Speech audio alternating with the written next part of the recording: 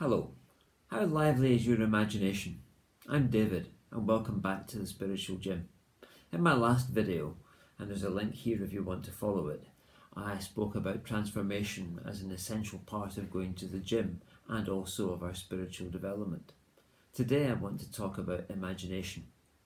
I'm a fan of Doctor Who, and in one of Peter Capaldi's episodes called Flatline, Clara has the Doctor's telepathic notepad, which, if you read it, then the person reading it can see what they imagine to be there.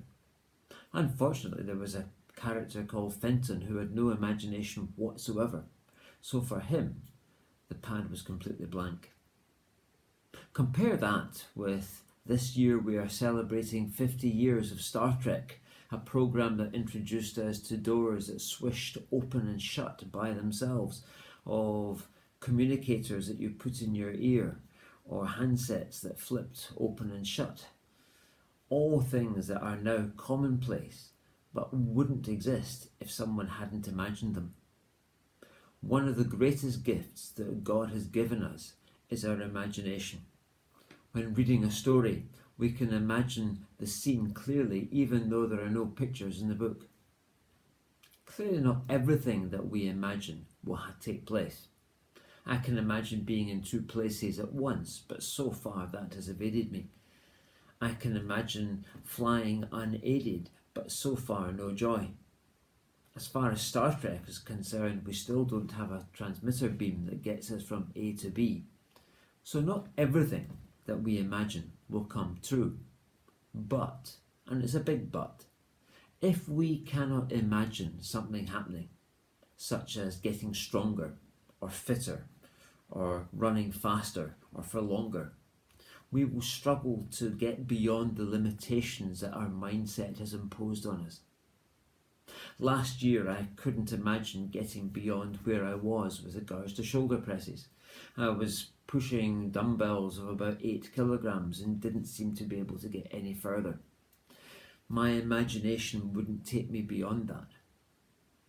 I'm pleased to say now I'm able to do shoulder presses with 12 kilogram dumbbells.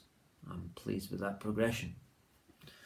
But if we can't imagine being able to lift heavier or to run faster, no matter how we try, we're going to be defeated. We may not even try, and we may be defeated by our lack of imagination.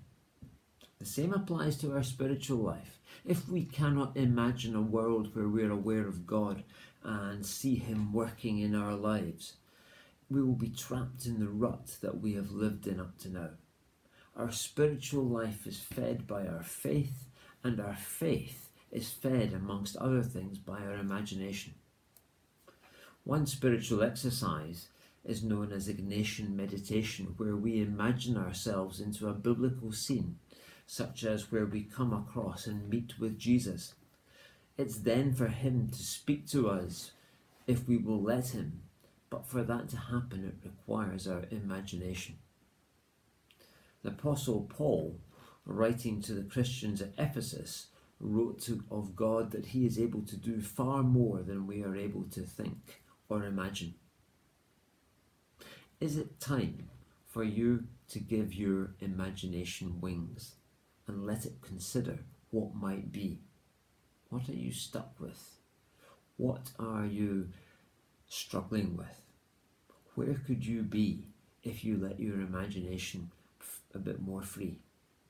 If you're struggling to release your imagination, why not ask God to open your mind to what He sees, but you don't?